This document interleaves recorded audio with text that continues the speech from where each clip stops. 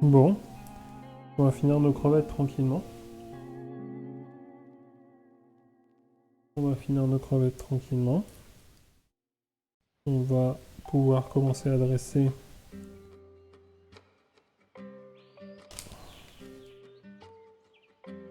nos premières assiettes. On va être dans le timing, Micheline va bientôt rentrer. Parfait quoi. Pour un petit stream de retour après une petite semaine et demie d'arrêt, c'est pas mal.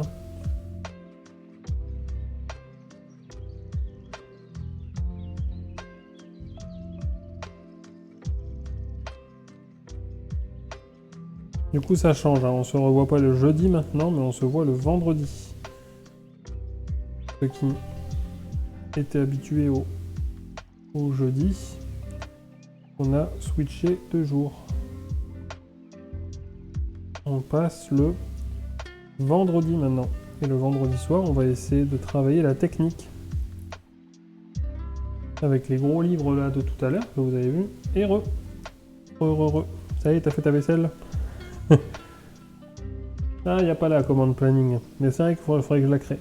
Je vais la créer, tiens. Je vais la créer, c'est pas bête. J'essaierai de faire ça demain. Mais les plannings, vous pouvez les retrouver sur mes stories à la une.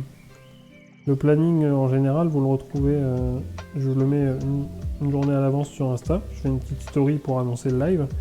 Mais sinon, dans les stories à la une...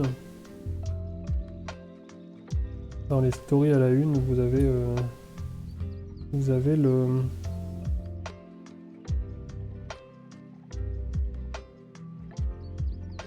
Dans les stories à la une, vous avez le nouveau planning que j'ai mis en place, donc je vais vous le faire en live. Le mardi maintenant, donc on garde le mardi à 18h30. Et c'est le principe du qu'est-ce qu'on mange. Donc vous avez la première premier opus ce soir. Donc qu'est-ce qu'on mange? On essaie de faire une petite recette, bon, rapide ou pas, hein, mais en tout cas bien faite pour régaler Micheline.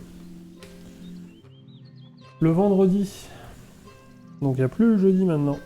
Maintenant on passe le vendredi. Le vendredi soir on fait une recette mais avec une technique particulière de cuisine. Ou alors on travaille une technique. Par exemple, je sais pas, un jour ça sera réaliser un fond brun, réaliser des glaces, demi-glaces. Un jour on fera différentes pâtes brisées, machin, feuilletées. Un jour on fera le travail de l'œuf.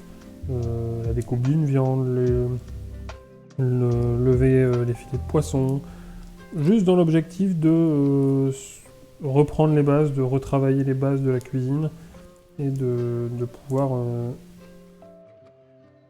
s'en servir pour le futur.